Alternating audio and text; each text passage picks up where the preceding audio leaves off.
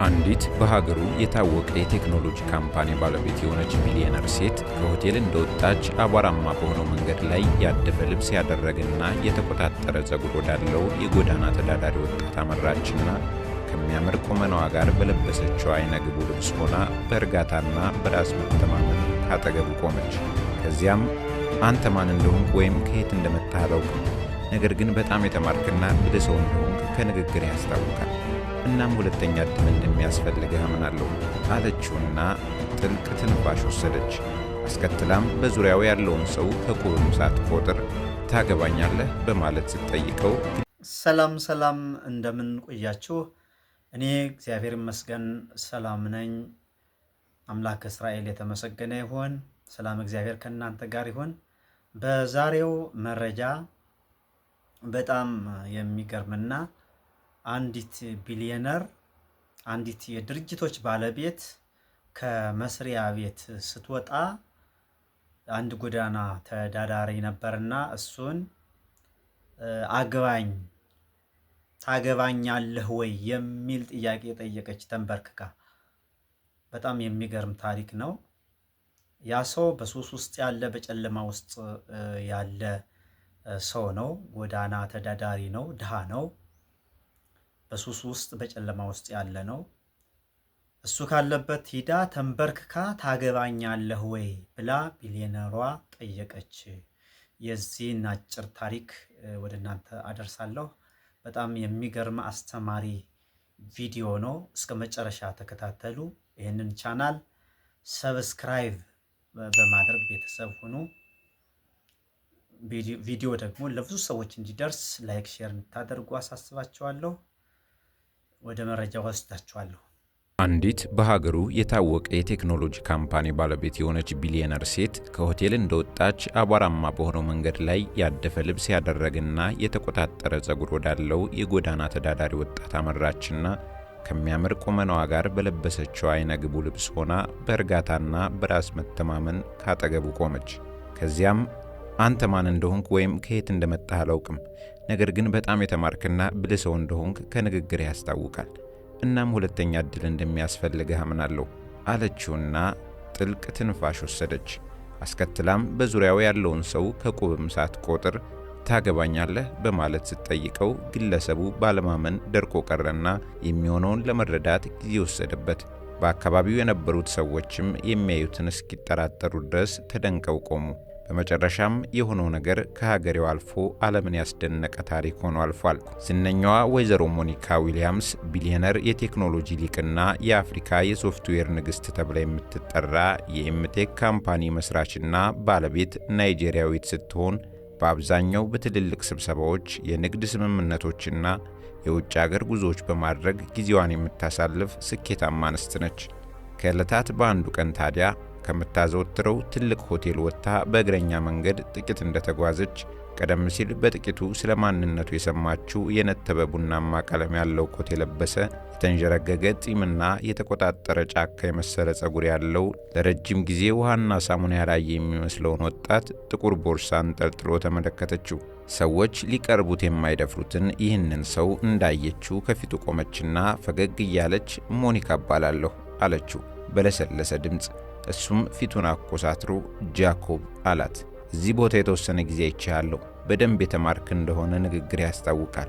ማን እንደሆንክና ከየት እንደመጣ አላውቅም፣ ግን ሁለተኛ ዕድል እንደሚያስፈልግህ አምናለሁ ብላው ጥልቅ ትንፋሽ ወሰደች። ሀብታሟን ሴት የተመለከቱ መንገደኞች ሁኔታቸውን ማየት ሲጀምሩ ሞኒካ ግን እነሱን ከምንም ሳትቆጥር ፈርጠም ብላ ታገባኛለህ በማለት ጠየቀችው። ጃኮብ በከፍተኛ መገረምና ነገሩን ባለማመን ጭንቅላቱን በትንሹ ነቀነቀና የሰማውን ለማስተንተን ጊዜ ወስዶ ከቆየ በኋላ ፈገግ ብሎ በሹክሹክታ አዎ ሲል ሞኒካ ወደ ሆቴሉ ተመለሰችና ውድ የአልማዝ ቀለበት ይዛ በመምጣት እጁ ላይ ስታጠልቅለት በቦታው ላይ ሆነው አፍጥጠው ሲመለከቱ የነበሩ ሰዎች በአግራሞት አፋቸውን ይዘው ቀሩ። አንዳንዶቹ እያለቀሱ፣ ሌሎቹ እየሳቁ፣ አንዲት ሴት ባለማመን እጇን በጭንቅላቷ ላይ አደረገች።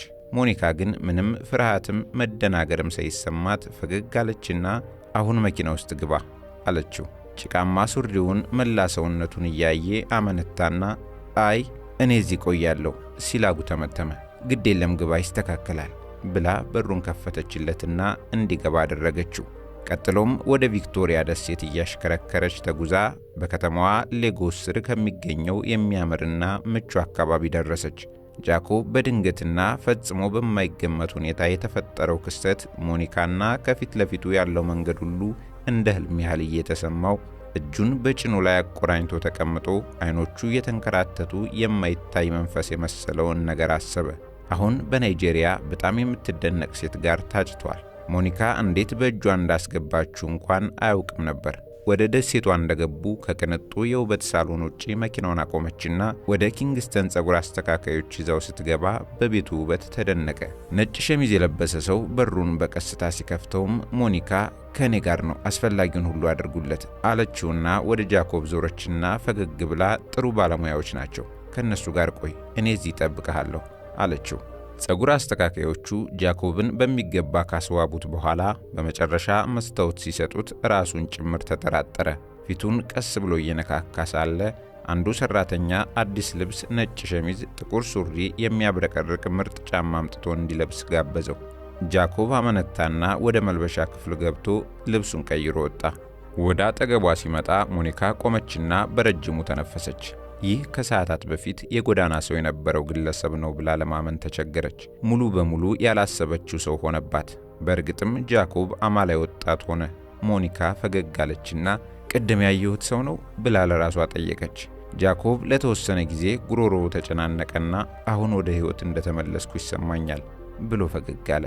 ከውበት ሳሎኑ ወጥተው በቀጥታ ወደ ሞኒካ መኖሪያ ቤት አቀኑና እጅግ ቅንጡና ግርማ ሞገስ ያለውን ቤት የተመለከተው ጃኮብ አይኑን አስፍቶ ይህ ቤትሽ ነው ብሎ ሲጠይቃት ሞኒካ ፈገግ አለችና አሁን ቤታችን ነው አለችው። ወደ ውስጥ ሲገቡም በሚያየው ውበት በእጅጉ ተደነቀ። ወደ ሳሎኑ መግቢያ ጋር ሲደርሱ ትንሽ ልጅ ከእንቅልፍ እንደተነሳች አይኖቿን እያሻሸች እናቴ ብላ ስትሮጥ ሞኒካ እጆቿን ከፈተች። ሰላም ሶፊያ ብላ ሳመቻትና አቅፋ እንደያዘቻት ሕፃኗ ወደ ጃኮብ እየተመለከተች እሱ ማን ነው ስትል ጠየቀቻት። ጓደኛዬ ነው፣ ስሙ ጃኮብ ይባላል ስትላት ወደ እሱ እየቃኘች ጥሩ ሰው ነህ በማለት ስትጠይቀው ጃኮብ ፈገግ እያለ እኔ አዎ ለመሆን እየሞከርኩ ነው አላት። ጃኮብ በዚያ ምሽት ከረጅም ወቅት በኋላ ለመጀመሪያ ጊዜ የሳቀ ሲሆን ሞኒካ ባለ 5 ኮከብ ሆቴል የመሰለ የእንግዳ ማረፊያ ክፍል አሳየችውና ትኩስ ሩዝ ከተጠበሰ ዶሮ ጋር አምጥታ ስታቀርብለት እንደዚህ አይነት ምግብ ከበላ ዓመታት ስላለፈው እያንዳንዱን ጉርሻ ቀስ ብሎ እያጣጣመ ተመገበና ትሕትናዋን እናያለን። እሷ በብዙ ሰዎች የተከበበች ስትሆን ተንበርክካ ወድቆ ያለውን ጎዳና ተዳዳሪውን ታገባኛለህ ወይ ብላ መጠየቋ በጣም የሚገርም ነው። ትሕትናዋን እናያለን ማለት ነው።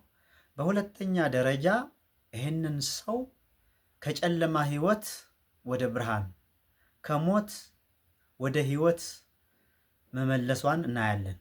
ከጨለማ ሕይወት ወደ ብርሃን ሕይወት እንዳወጣች እናያለን ማለት ነው፣ እንማራለን። በሶስተኛ ደረጃ ማንኛውንም ሰው በሰውነቱ እንጂ በገንዘቡ፣ በስልጣኑ፣ በሀብቱ መለካት እንደሌለብን ታስተምራለች ማለት ነው። እቺ ሴት በጣም የተከበረች ናት፣ በሰዎች ዘንድ የተከበረች ናት፣ ባለ ሀብት ናት። ነገር ግን ዝቅ ብላ ይህንን ሰው ረዳች፣ አገዘች፣ በሰውነቱ አከበረች። ስለዚህ ማንኛውንም ሰው በሰውነት ማክበር እንዳለብን አስተማረች። ብዙ ነገር እንደተማራችሁ ተስፋ አደርጋለሁ። ስለተከታተላችሁ አመሰግናለሁ። ይህንን ቻናል ሰብስክራይብ በማድረግ ቤተሰብ ሁኑ። ቪዲዮ ለብዙ ሰዎች እንዲደርስ ላይክ፣ ሼር ታደርጉ አሳስባችኋለሁ። ስለተከታተላችሁ አሁንም አመሰግናለሁ። እጅግ በጣም አመሰግናለሁ። ሰላም ሁኑ።